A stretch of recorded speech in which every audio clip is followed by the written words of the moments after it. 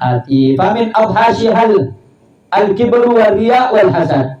Apa saja Habib penyakit hati itu? Kata Imam Abdullah Al-Haddad, penyakit hati itu ada 3. Ini yang paling berat ini. Ini yang paling dahsyat.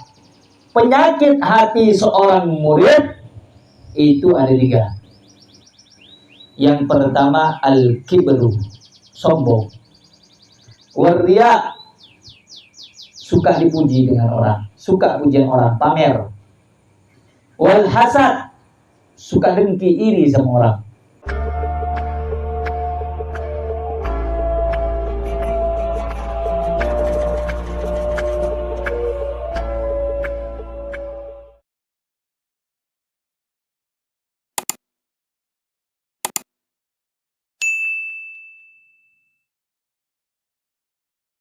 Alhamdulillahi Rabbil Alamin, wa bihi nasta'inu ala umuri dunya waddin. Ashhadu an la ilaha illallah wahdahu la sharika lah, wa ashhadu anna sayyidana Muhammad abduhu wa rasuluhu la nabiyya ba'da. Allahumma salli wa sallim wa barik wa karrim ala sayyidina Muhammad miftahi babi rahmatillah adada ma fi ilmillah, salatan wa salaman daimaini bidawami mulkillah, wa ala alihi wa sahbihi wa man wa amma ba'd. Bismillahirrahmanirrahim. Nawaitu at-ta'alluma wa ta'lim wa tadhkura wa tadhkir wa naf'a wal intifa' wal ifada wal istifada wal hadd 'ala kitabillah wa sunnati wa du'a 'ala al-huda wa wajhillah subhanahu wa ta'ala. Bismillahirrahmanirrahim. Qala al-Imam Abdullah bin Alawi al-Hajji sulukil muda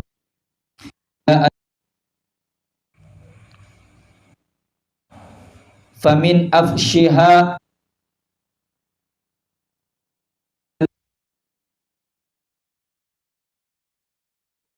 wa akbahu wa akhbathu min ma'aswarih wa la yasluhul galab linuzuli ma'rifatillahi wa mahabbatihi ta'ala illa ba'da takhalli anha wa takhallusi minha. Famin afhashiha al-kibru wal riya wal hasad. Fal kibru yadullu min sahibihi ala ghayatil hamaqah wa nihayatil jahalah wal ghabawah.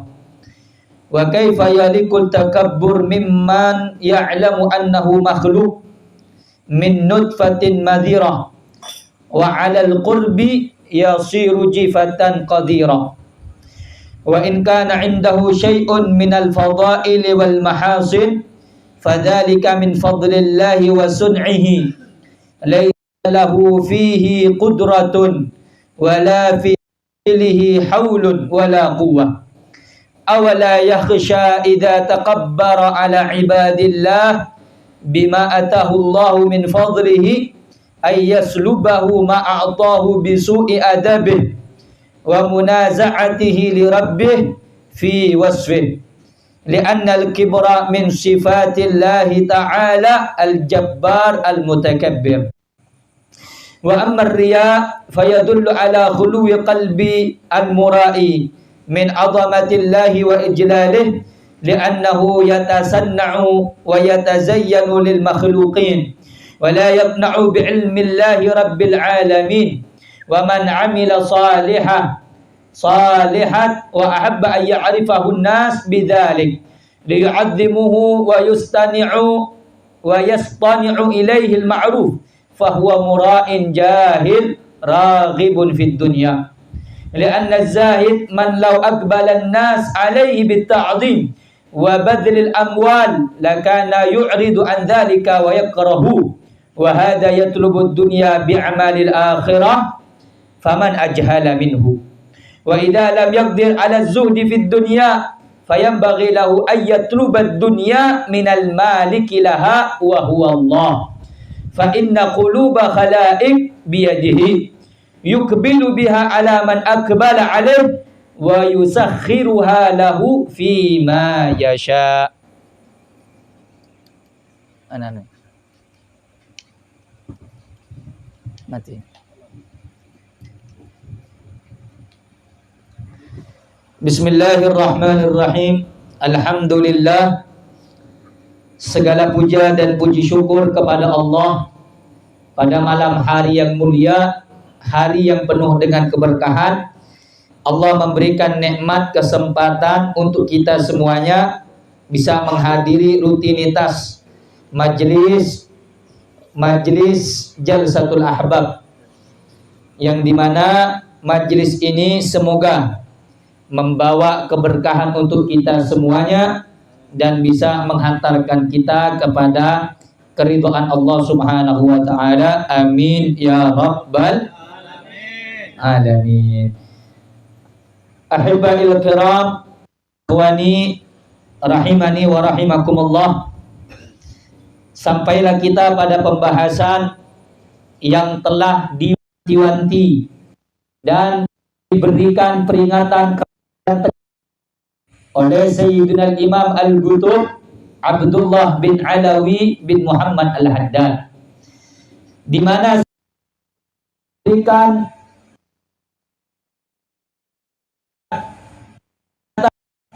untuk setiap para pencari ilmu agar mereka berhati-hati dalam urusan hati.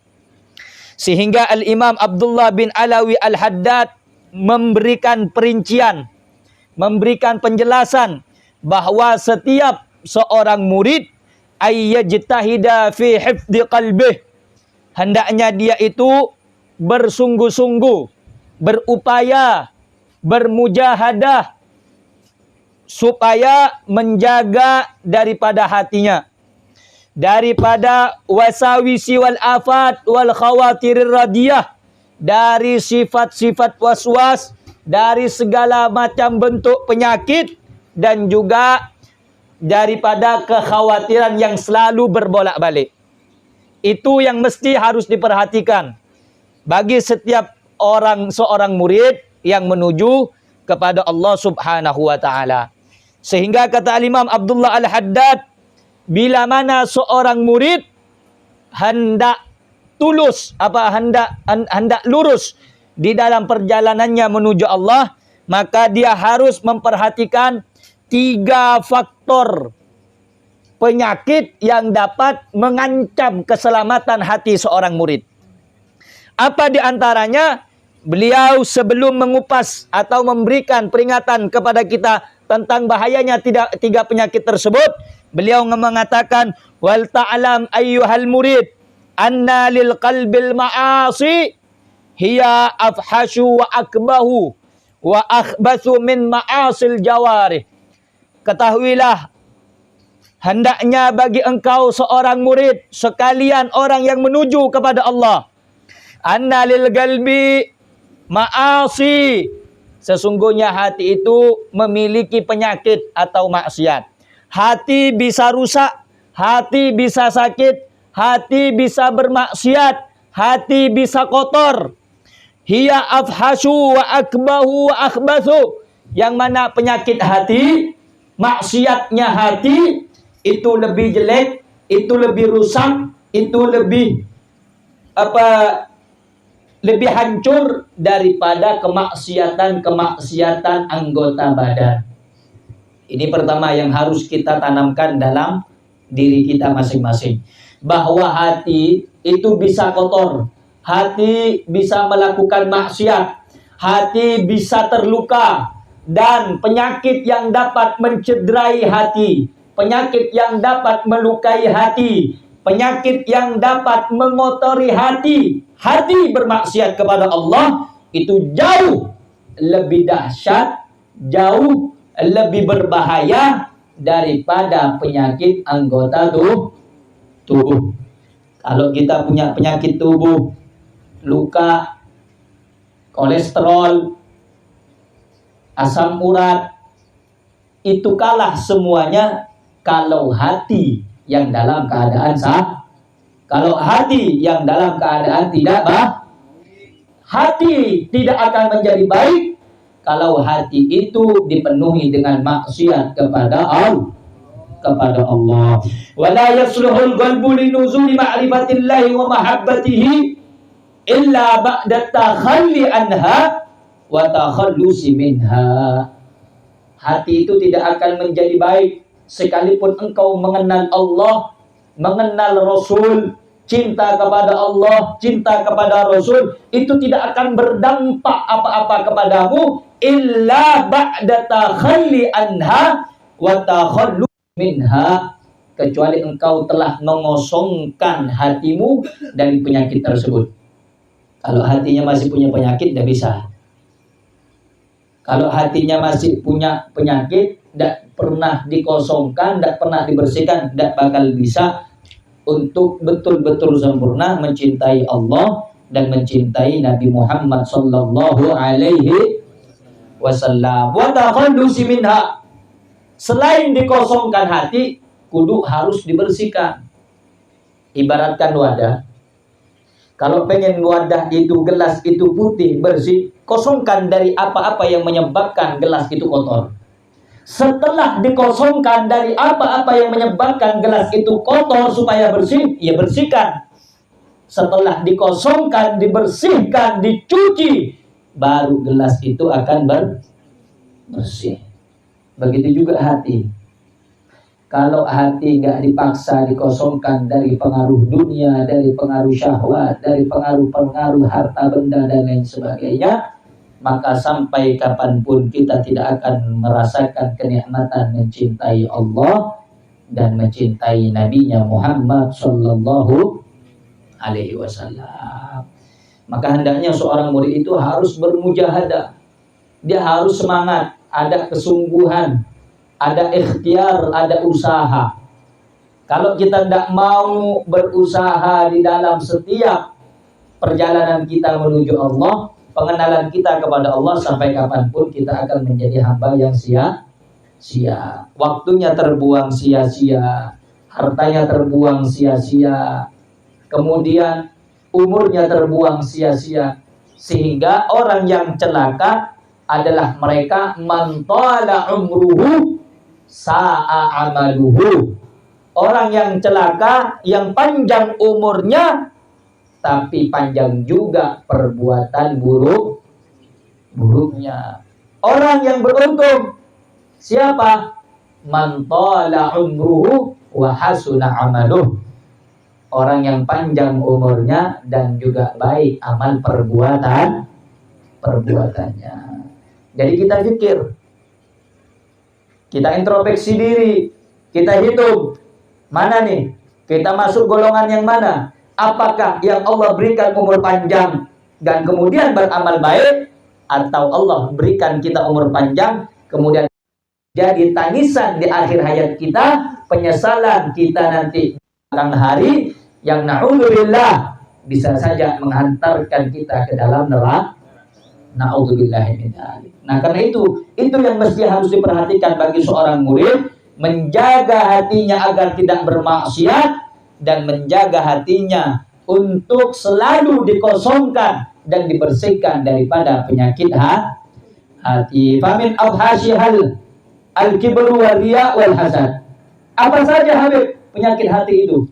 Kata Imam Abdullah Al-Haddad, penyakit hati itu ada 3. Ini yang paling berat ini. Ini yang paling dahsyat. Penyakit hati seorang murid itu ada 3. Yang pertama al-kibru, sombong. Waria, suka dipuji dengan orang, suka pujian orang, pamer. Wal hasad, suka dengki, iri sama orang. Fal kibru yadullu min sahibihi ala ghayatil hamaqah wa nihayatil jahalah wa kaifa yaliku takabburu mimman ya'lamu annahu makhluk min nutfatin maghirah wa 'alal qurbi yasiru jifatan qadirah. Sombong itu menunjukkan orang yang punya sifat sombong punya rasa pengen lebih baik dari orang, lebih utama dari orang, lebih bagus dari orang, itu menunjukkan bahwa orang tersebut adalah orang yang bodoh. Kenapa? Karena tidaklah dia mempunyai rasa atau sifat kesombongan kecuali dia menunjukkan kebodohan daripada dirinya sendiri. Karena kesombongan bukan milik manusia. Kesombongan yang pantas berbangga diri hanya Allah Subhanahu wa ta'ala. Kalau kata Imam Ja'far, kalau kata Sayyidina Abu Bakar Siddiq, beliau mengatakan, kaifa anta takabbar ilallah wa qad kharajta min mahlil baul marratain. Bagaimana engkau bisa sombong sementara engkau keluar dari 2 lubang kencing yang hina? Marrah min bauli abika wa marrah min rahimi ummika. Pertama, engkau keluar dari lubang kencing ayahmu, dan kedua, engkau keluar dari rahim ibumu. Apa yang harus disombongkan? Ketampananmu, kecantikanmu, harta bendamu. Ingat, engkau lahir dari 2 lubang kencing yang hina. Engkau keluar dari sperma yang hina. Engkau keluar dari air mani yang hina. Lantas kenapa manusia berbangga diri berjalan di atas muka buminya Allah Subhanahu wa ta'ala? Bagaimana dia bisa mendapati dirinya sombong, kata Imam Abdullah Al-Haddad, sementara dia itu sadar annahu makhluk min nutfah. Dia itu hanya sebatas makhluk dari sperma. Kok bisa sombong itu manusia? Luar biasa. Jadi kita ini secara tidak langsung dihantam, diperingati, diancam dengan ancaman yang keras. Hidup di dunia bukan untuk sombong. Hidup di dunia bukan untuk merasa bangga dirinya lebih baik dari orang lain. Kita diingatkan oleh para ulama, diingatkan oleh Al-Imam Abdullah Al-Haddad, bagaimana engkau bisa sombong sementara engkau tahu sadar engkau makhluk yang tercipta dari sperma. Jadi enggak usah sombong, enggak perlu sombong. Kemudian kata beliau, wa adal qurbi yasiru jifah. Yang sebentar lagi dari sperma jadi bangkai.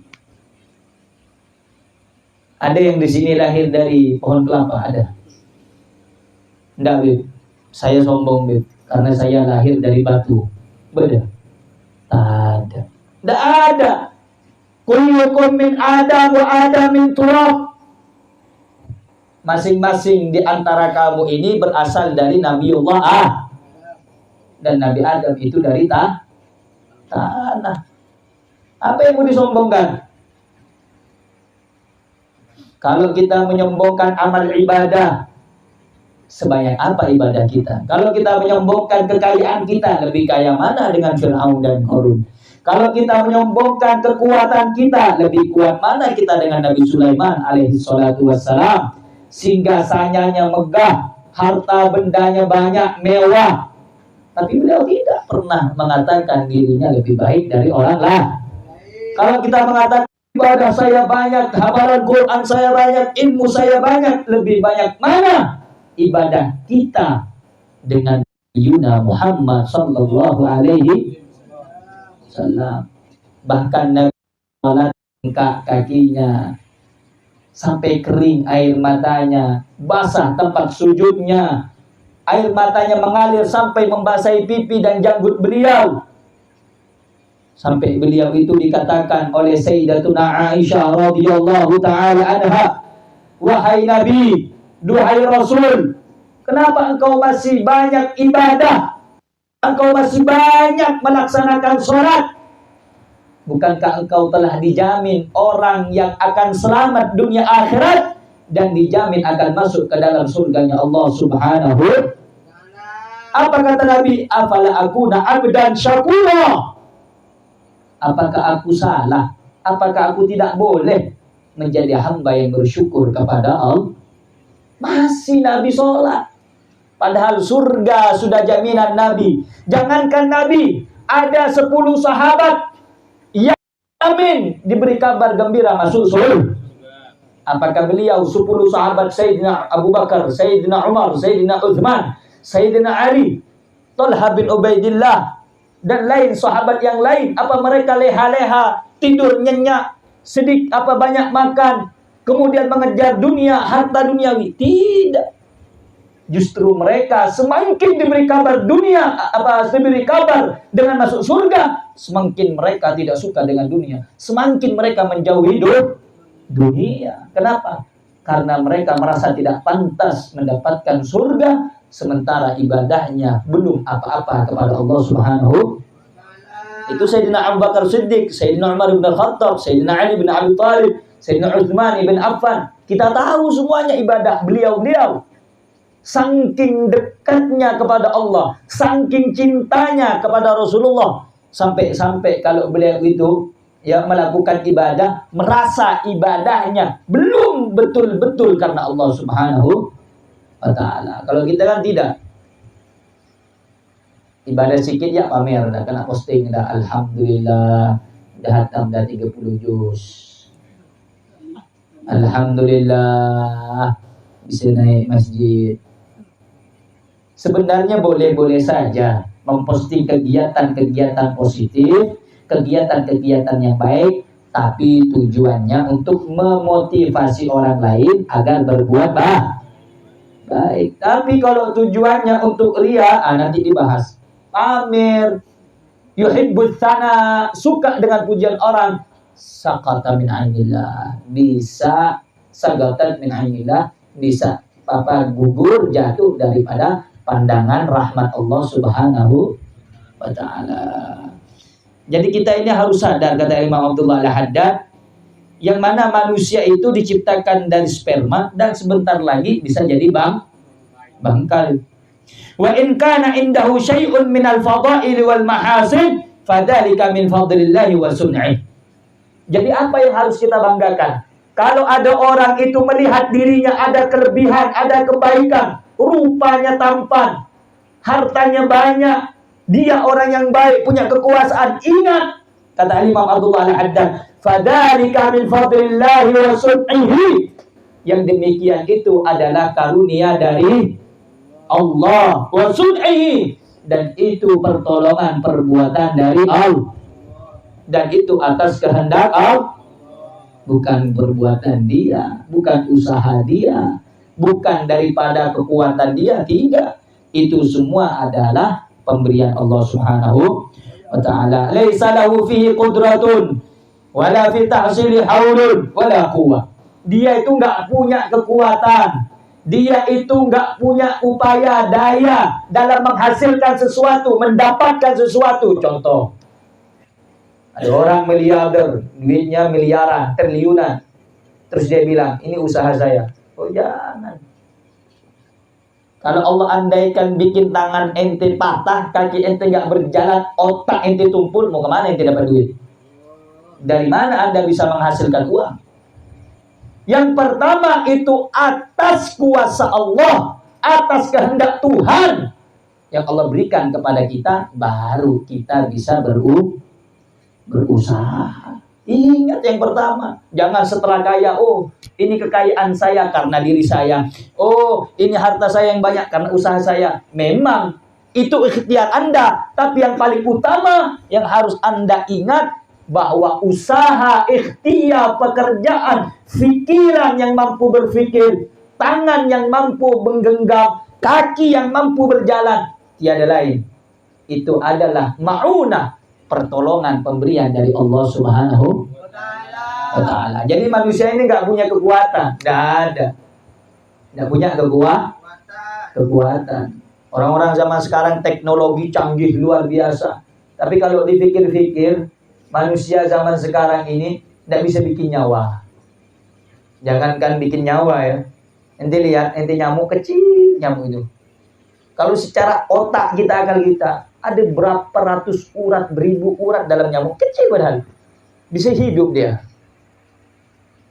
Maka di antara tanda adanya Allah, tauhid kita yang harus diperbaiki, adanya makhluk, adanya alam, adanya semesta. maka adanya semua ini menunjukkan adanya yang maha kuasa, Allah Subhanahu. Jadi manusia jangan pernah berpikir, oh ini kuasa saya, kekuatan saya, keinginan saya, kehendak. Jangan.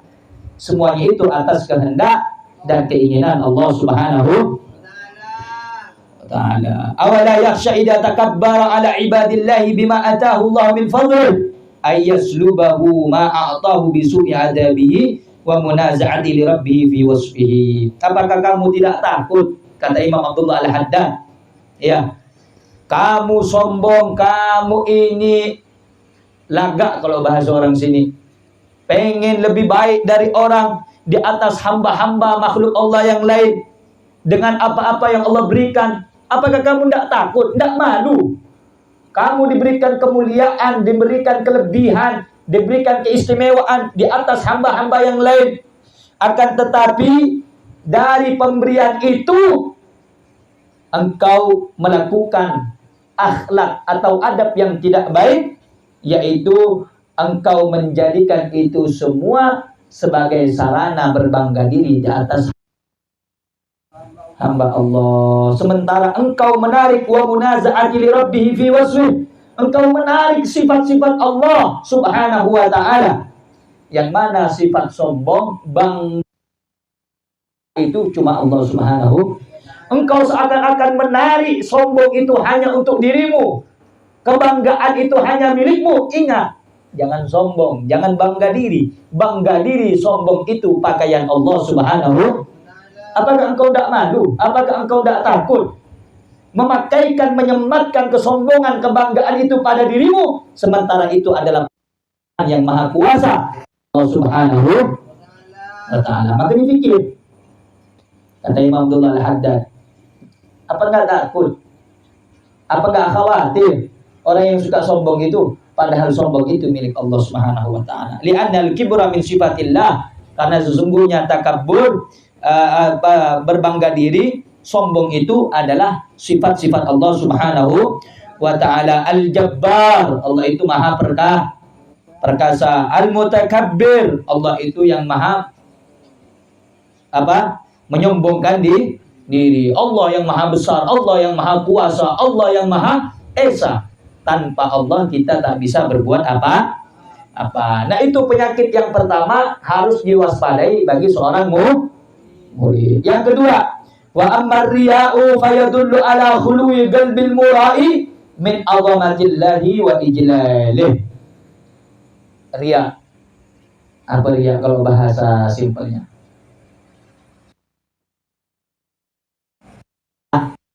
Pamer. Kenapa itu riya bisa ada dalam hati kita? Riya itu fayadullu ala khuluwi qalbil mura'i min 'azamatillah.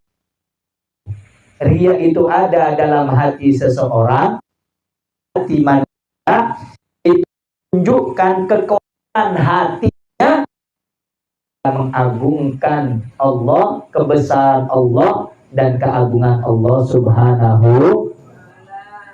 Kenapa orang melakukan amal itu ditonjolkan, ditakkan, disebarkan supaya ada pujian dari orang lain? Kenapa bisa demikian? Karena kosongnya hati daripada pengagungan kepada Allah Subhanahu ta'ala. Apa sih riya itu? Riya itu pamer. Li'annahu yatasanna'u wa yatazayyanu lil makhluk. Riya itu dia pura-pura. Pura-pura ibadah, tapi tujuannya untuk manusia. Dia berhias diri, cakep-cakep, keren-keren, ganteng-ganteng, tapi tujuannya bukan untuk Allah, untuk manusia. Ibadah, wah kalau ke masjid udah paling wangi, luar biasa, tapi tujuannya bukan untuk Allah, untuk manusia. Itu namanya riya. Dia pura-pura. Kalau sudah dekat sholat dengan ibadah, dengan temannya kalau ibadah, Allah, Masya Allah. Tapi kalau tidak ada orang, Allah Akbar, lecong-lecong ibadahnya. Na'udzubillahi min dzalik. Wala yaqna'u bi ilmillahi rabbil alamin. Dan orang yang seperti itu tidak pernah merasa puas dan tidak pernah merasa cukup daripada ilmu Allah Subhanahu wa taala. Diancam sama Nabi Muhammad sallallahu alaihi wasallam, man shalla yura'i faqad asyrak. Siapa yang salat ya dengan maksud riya supaya dipuji oleh orang lain, dipamerkan di hadapan orang lain, dia telah syirik. Sampai dikatakan riya itu pamer dalam ibadah, pamer dalam kebaikan, pamer dalam segala hal itu adalah syirkul khafi, syirik yang kecil. Kok bisa, Habib? Ya, kata para ulama, karena setiap ibadah yang ditunjukkan tujuannya bukan kepada Allah, maka dia ibadahnya artinya menyekutukan Allah di dalam ibadah. Itu termasuk syirik kecil atau syirkul khafi, syirik kecil. Hati-hati. Al-Imam Abdullah Al-Haddad mengatakan, minan nasi may yuti'u ibtigha'a marwatillah wa minhum talaban lil-thawab wa minhum khaufan minal 'iqab wa minhum mura'atan lil khalqi wa hadha huwa al-halik. Di dalam kitab Ghayatul Qasdi wal Murad, Al-Imam Abdullah Al-Haddad mengatakan, ada di antara manusia itu ada yang taat ibadah kepada Allah hanya semata-mata mencari ridho. Ada, tapi tak banyak. Yang betul-betul cari ridho Allah ada, tapi tak banyak.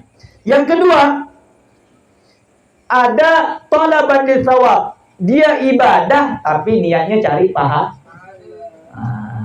Itu mungkin ada lagi ke ibadah niatnya cari pahala. Kalau ibarat dagang, dia pengen dapat untung. Betul. Ada yang ibadah murni karena Allah, mau dikasih pahala ke, mau tadak ke, masuk surga ke, mau masuk neraka, tak masalah. Murni karena Allah Subhanahu wa taala. Ada yang nomor dua, ngapa sholat? Pengen masuk surga. Ngapa sholat? Biar dapat pahala lah. Ada yang seperti itu. Golongan yang nomor dua. Golongan yang nomor tiga, wa minhum khaufan minal iqab. Ada orang yang ibadah itu takut karena sih. Ngapa kau di sholat? Kenapa anda sholat? Takut nanti masuk neraka kena siksa pula. Kenapa kau puasa? Kenapa engkau ini keluarkan zakat? Kenapa engkau hadir sholat Jumat? Takut nanti di akhirat takut dipanggang. Nanti takut kekal kumpul pula sama Fir'aun. Takut dengan siksa. Ada sebagian juga di antara mereka yang beribadah kepada Allah, wa minhum mura'atan lil khalqi. Ada yang mereka itu beribadah riya, pengen diperhatikan atau ibadahnya untuk makhluk supaya dipuji oleh manusia. Wa hadha huwal halik. Ini yang bisa mencelakakan kita. Ini yang dapat membahayakan seseorang. Jadi kalau dalam ibadah dia itu tujuannya untuk manusia, niscaya orang tersebut akan celaka. Na'udzubillahi min dzalik. Nah, karena itu perbaiki. Kita seorang murid, perbaiki diri kita dalam ibadah, dalam segala aktivitas apa saja, di dalam ubudiyah, penghambaan kita kepada Allah. Jangan sampai kita beribadah karena manusia, tapi niatkan ibadah kita karena Allah Subhanahu. Dalam Al-Quran Allah berfirman, faman kana yarju liqa'a rabbih falyamal amalan salihan wala yusyrik bi'ibadati rabbih ahada. Ulah tak baca Quran anak-anak. Allah Subhanahu wa taala berfirman, barang siapa yang mengharapkan perjumpaan dengan Allah nanti di akhirat. Perhatikan nih. Falyamal amalan shalihan, maka beramallah dengan amalan yang baik. Berbuatlah dengan perbuatan yang baik. Beribadahlah dengan ibadah yang Siapa yang ingin berjumpa Allah, siapa yang ingin dapat rahmat Allah, siapa yang ingin mendapatkan ridha Allah, beramallah dengan amal yang baik, berbuatlah dengan perbuatan yang baik, beramallah dengan amal yang saleh, wala yusyrik biibadati rabbih ahada. Jangan sampai menyekutukan Allah di dalam ibadah. Menyekutukan dengan siapa? Dengan siapapun, makhluk manapun. Jangan sampai ada campur di dalam niat kita ibadah, ada keinginan dipuji oleh manusia. Jangan. Maka murnikan niat kita, tuluskan niat kita, baguskan tekad kita. Ibtigha'a wajhillah, karena semata-mata mengharap ridha Allah. Mudah-mudahan segala apa yang kita niatkan, segala apa yang kita laksanakan, segala apa yang kita lakukan, baik itu amal yang kecil, amal yang besar, maka bersama-sama tunjukkan bahwa kita beramal, kita melakukan kebaikan karena Allah Subhanahu wa Ta'ala. Mudah-mudahan pengajian yang singkat ini, rutinitas yang singkat ini memberikan dampak yang positif, memberikan manfaat, memberikan keberkahan, memberikan kepada kita kekuatan dalam urusan iman, Islam, ihsan kita kepada Allah Subhanahu wa Ta'ala. Dan semoga kita semuanya digolongkan menjadi orang yang bahagia di dunia wal akhirah, selamat dunia akhirat, serta dikabulkan segala hajat kita, dimudahkan wa ta'ala. Amin ya rabbal rabbi, fanfa'na bi barakatihim wahdina al-husna bi hurmatihim wa mu'afatin bidari wa sallallahu ala sayyidina Muhammadin wa sallam walhamdulillahi rabbil alamin.